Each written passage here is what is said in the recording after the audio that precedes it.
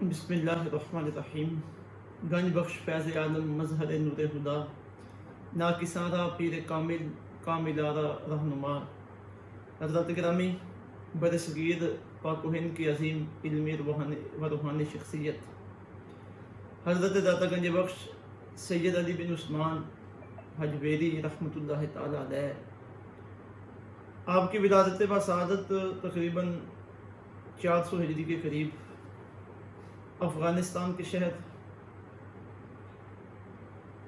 غزنی کے ایک محلے جناب میں ہوئی۔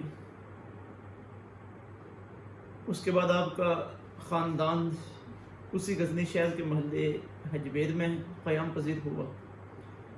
اسی نسبت سے آپ کو حجویری کہا جاتا ہے۔ آپ کے والد گرامی سید عثمان حسنی سید تھے۔ علم و فضل کے سائے میں آپ پروان چڑھے۔ جس وقت آپ بچپن اور لڑکپن کا زمانہ گزار رہے تھے، اس وقت غزنی علمی اور روحانی شخصیات اپنے اندر سموئے ہوئے تھا۔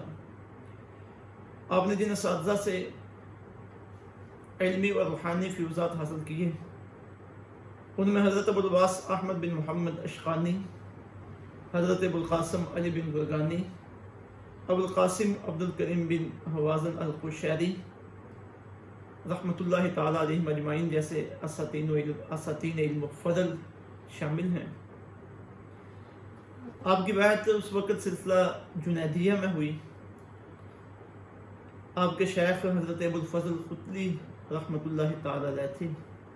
یہی سلسلہ جنیدیہ جب آگے بڑھا اور حضور محبوب سبحانی قطب ربانی حضرت میرا محی الدین شیخ عبدالقادر جیلانی سیدنا غوث اعظم رضی اللہ تعالیٰ عنہ آپ بھی اسی سلسلہ میں بیعت ہوئے، تو پھر آگے بڑھ کر یہ سلسلہ آپ کی نسبت سے سلسلہ قادریہ کے نام سے مشہور ہوا۔ حضرت داتا گنج بخش رحمۃ اللہ تعالیٰ علیہ اپنے شیخ کریم کے حکم سے تقریباً 431 ہجری 1041 عیسوی میں لاہور تشریف لائے۔ اگرچہ اس وقت افغانستان سے پنجاب اور لاہور کا سفر بہت مشکل اور کٹھن تھا، لیکن آپ کے پیش نظر دین حق کی تبلیغ تھی، تو اس کے لیے آپ نے اس مشقت کو برداشت کیا اور سفر کے کٹھن مراحل کو طے کیا۔ جس وقت آپ لاہور تشریف لائے، اس وقت پنجاب کی جو صورتحال تھی اور بطور خاص لاہور میں ہندو راج تھا، یہاں پہ تشریف لا کر آپ نے جو کارہائے نمایاں سر انجام دیے، ان میں آپ کے 3 کام بہت نمایاں حیثیت کے حامل ہیں۔ سب سے پہلا کارنامہ آپ کا یہ کہ آپ نے رسول اللہ صلی اللہ علیہ وسلم کے تبلیغی مشن کی ہندوستان میں آبیاری کی، اور یہاں کفر و شرک کے ماحول میں لا الہ الا اللہ محمد رسول اللہ کی صدائیں بلند کی، اور اس بات میں کوئی شک و شبہ نہیں کہ آپ کی محنت، آپ کی کوشش اور پھر آپ کے جو فیض یافتہ لوگ تھے ان کی کوششوں سے لاکھوں کے حساب سے ہندو نے کلمہ پڑھا، دائرہ اسلام میں داخل ہوئے، اور اسلام کے مطابق ان کی تربیت و اصلاح ہوئی۔ اور اس بات کا اعتراف ہندو مصنفین نے بھی کیا۔ رائے بہادر کنہیا لال نے اپنی کتاب تاریخ لاہور صفحہ نمبر 91 پہ لکھا ہے، حضرت داتا گنج بخش رحمۃ اللہ تعالیٰ علیہ کا تذکرہ کرتے ہوئے کہ مسلمانی دین پھیلانے میں آپ نے بڑی کوششیں کی۔ گیانش داس وڈیرا 4 باغ پنجاب صفحہ نمبر 279 میں رقم تراز ہے کہ اس دور میں لاہور اور گرد و نواح کی جو ہندو قوم تھی، گرد و نواح کے گجر ہندو مذہب سے تعلق رکھتے تھے، تو وہ آپ کے متخل بنے اور انہوں نے اسلام قبول کیا۔ تحقیقات چشتی صفحہ نمبر 147 پہ مولوی نور احمد چشتی نے آپ کے دور کے حالات نقل کی اور آپ کی دعوت و تبلیغ کا نقشہ کھینچا۔ انہوں نے لکھا کہ جب حضرت یہاں تشریف لائے تو اس وقت یہاں ایک شخص رائے راجو نائب حاکم پنجاب حضرت کا مرید ہو کر مسلمان ہوا، اور اس کا نام شیخ ہندی رکھا گیا۔ اس کی اولاد تاحال خادم و مجاور ہے۔ یہ وہی رائے راجو ہے کہ جب آپ یہاں پہ تشریف لائے تو اس وقت لاہور کی اور گردنوا کی صورتحال یہ تھی کہ لاہور کی گجر برادری اپنی بھینسوں کا دودھ اس کی خدمت میں بطور نذرانہ پیش کرتی تھی. حضرت داتا گنج بخش رحمۃ اللہ تعالیٰ نے دیکھا کہ ایک عورت دودھ لیے وہاں پہ جا رہی ہے، تو آپ نے فرمایا کہ منہ مانگے پیسے لے لے اور دودھ مجھے دے دے. وہ ڈر گئی، اس نے کہا کہ حضرت اگر میں نے رائے راجو کے پاس دودھ نہ پہنچایا تو میری بھینسوں کے تھنوں میں دودھ کی بجائے لہو آئے گا. اب وہ جادوگر تھا اور اس نے جادو کے زور سے یہ معاملہ کر رکھا تھا کہ لوگوں کے بھینسوں کے تھنوں میں لہو آتا تھا. تو آپ نے فرمایا آپ مجھے دودھ دے جاؤ، اللہ تعالیٰ آپ کی بھینسوں کے دودھ میں اضافہ فرمائے گا. وہ عورت آپ کو دودھ دے گی. جب اس نے آپ کی خدمت میں پیش کر دیا تو اللہ تعالیٰ کا کرنا ایسا ہوا، اللہ کے نیک بندے کی زبان سے نکلی ہوئی بات سچی ہوئی، اس کی بھینسوں کا دودھ پہلے سے زیادہ بڑھ گیا. اب یہ خبر جنگل کی آگ کی طرف پھیل گئی، لوگوں کا رجوع اور لوگوں کی توجہ آپ کی طرف ہوئی. تو رائے راجو کو بڑی پریشانی بنی. وہ آپ کے پاس آیا اور اس نے آ کر طرح طرح کی جب باتیں کی تو اس نے سمجھا کہ یہ بھی کوئی میری طرح کے جادوگر ہی ہوں گے.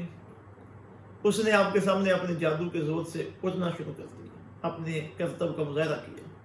تو حضرت داتا گنج بخش رحمۃ اللہ تعالی نے اپنی جوتیوں کو حکم دیا، وہ اس سے بھی زیادہ اوپر اڑنے لگی اور ایک روایت میں آتا ہے کہ اس کے سر کے اندر لگی. پھر اسے احساس ہوا کہ میں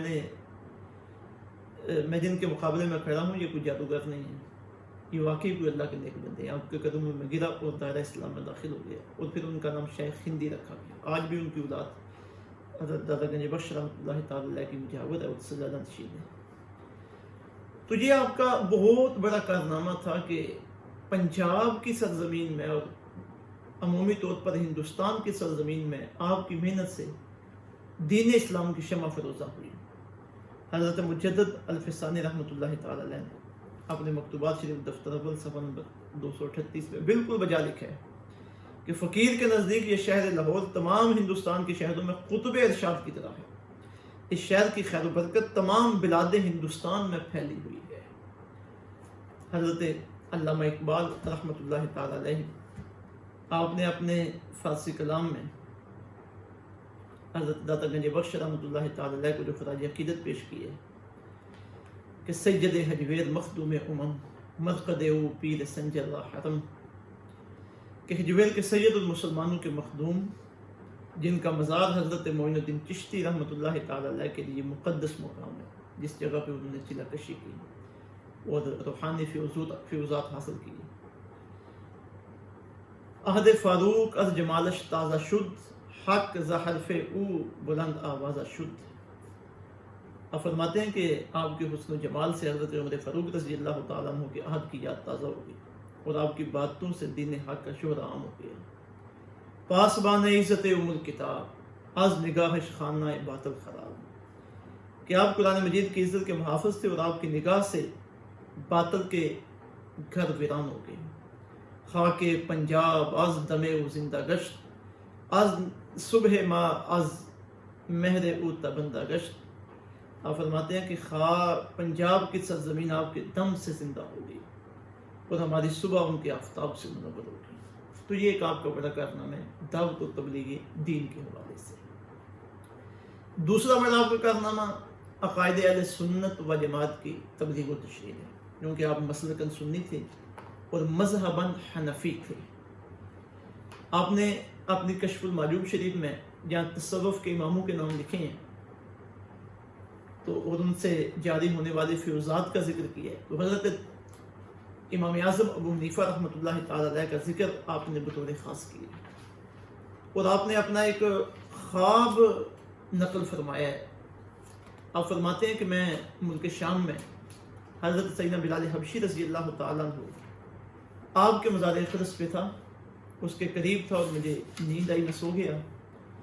میں کیا دیکھتا ہوں کہ میں خانہ کعبہ شریف کے اندر ہوں اور باب بنی شیبہ سے حضور رحمت دو عالم صلی اللہ علیہ وسلم تشریف لا رہے ہیں اور آپ کی گود مبارک میں ایک بزرگ ہے اور آپ بچوں کی طرح ان سے لاڈ کر رہے ہیں. میں آپ کے قریب گیا اور میرے دل کے اندر یہ خواہش پیدا ہوئی کہ میں حضور سے پوچھوں تو صحیح کہ یہ بزرگ کون ہے جن کے ساتھ آپ اتنا لاڈ اور محبت کا اظہار فرماتے ہیں. کہتے ہیں قبل اس کے کہ میں آپ کی خدمت میں عرض کرتا، آپ خود بولے. میرے دل کی بات کو سمجھتے ہوئے اور ارشاد فرمانے لگے کہ یہ تیرے امام ابو حنیفہ رحمۃ اللہ تعالی علیہم ہے. تو یہ خواب آپ نے اپنے کشف المعجوب شریف میں نقل کیا. تو مسلک کے اعتبار سے آپ سنی تھے، اہل سنت و جماعت کے ساتھ آپ کا تعلق تھا. تو قائد اہل سنت کی آپ نے تبلیغ و اشاعت فرمائی ہے. اور جو اس وقت صوفیہ تھے، رفض کے اندر مبتلا تھے یا تفصیلیت کے اندر مبتلا تھے، اور ہندوستان میں جو دین اسلام کے عملی پہلو کی آبیاری کرنے والا شعبہ تصوف ہے، اس کے اندر خرابیاں پیدا ہو چکی تھی. تو آپ نے یہاں پہ تصوف کی اصلاح کی. قرآن و سنت اور مسلک اہل سنت و جماعت کے مطابق تصوف کو بنیادی دلائل فراہم کی. آپ کی کشف المعجوب شریف علم و معرفت کے دریا بہا رہی ہو. مثلا دیکھیے آج بھی اور اس دور میں بھی کچھ صوفی ایسے تھے کہ جو علم کی نفی کرتے تھے. تو آپ نے جس تصوف کی آبیاری کی اور قرآن و سنت کا جو عملی پہلو لوگوں کے سامنے واضح کیا اور اسے دلائل کے ساتھ پیش کیا. آپ نے اپنی کتاب کشف المعجوب شریف کا پہلا باب ہی اس بات علم قائم فرمایا. علم کسب اور بندہ مومن کے لیے علم کی کتنی ضرورت ہے. اور پھر آپ نے آگے چل کے ایک فرقے کا ذکر کیا. آپ فرماتے ہیں وہ فرقہ ملحدین کا فرقہ سوستائیہ کہ جو علم کی حقیقت کا منکر ہے. تو یہ آپ کا ایک کارنامہ ہے. اور پھر جو رافضی اور تفضیلی لوگ تھے قیامت تک آنے والے، ان کا آپ نے اس طرح فرمایا کہ جہاں پہ آپ نے تصوف کے سلسلے اور تصوف کی شخصیات کا ذکر کیا، وہاں پہ آپ نے سب سے پہلے امیر المومنین خلیفہ بلا فصل افضل الانبیاء افضل البشر بعد الانبیاء افضل البشر بعد الانبیاء حضرت سیدنا صدیق اکبر رضی اللہ تعالیٰ عنہ کا سب سے پہلے آپ نے ذکر فرمایا.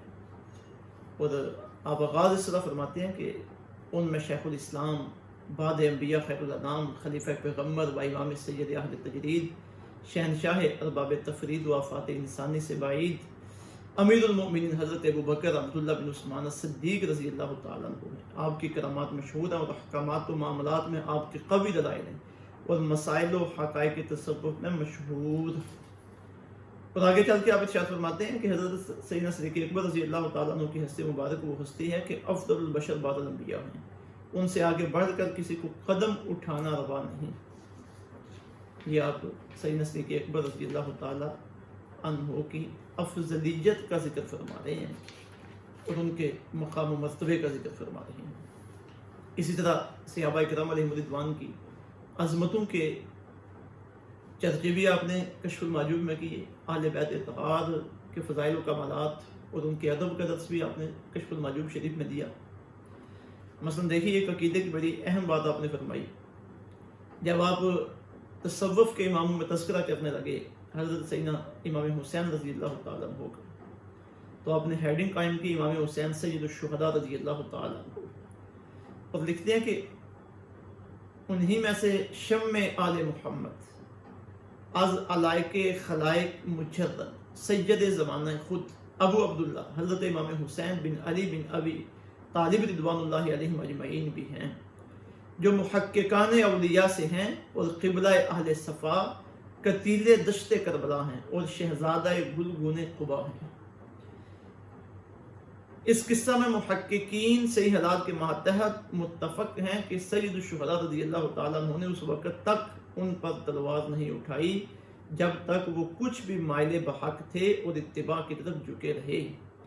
جب کہ حقاق حق ان سے مفقود و معدوم ہو گیا ان پر شمشیر کھینچی حتیٰ کہ جان عزیز کو فدائے بارگاہ الہی کر دیا، اور جب تک جان فدا نہ فرما دی آپ نے آرام نہ فرمایا.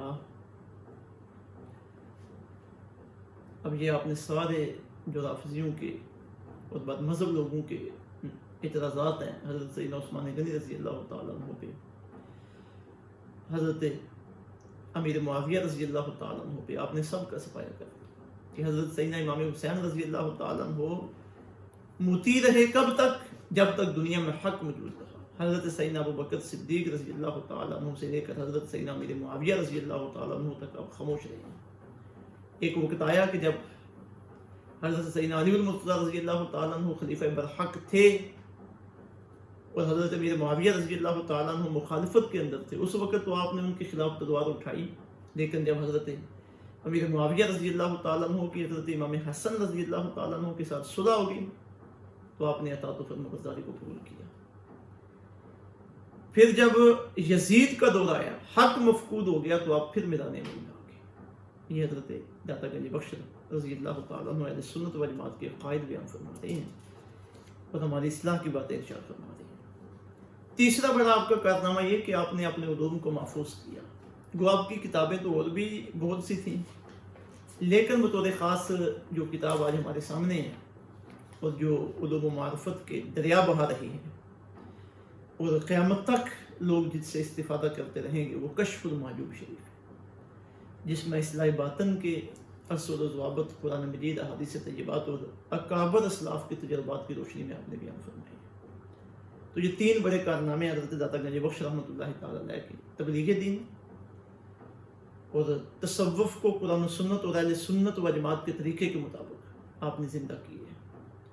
اور تیسرا آپ نے تصنیف و تعریف کا کام کیا اور آج آپ کے افکار زندہ شکل میں ہمارے سامنے موجود ہیں. اللہ تعالیٰ آپ کے درجات کو بلند فرمائے اور ہمیں آپ کے نقش قدم پہ چلائے. وما علینا الا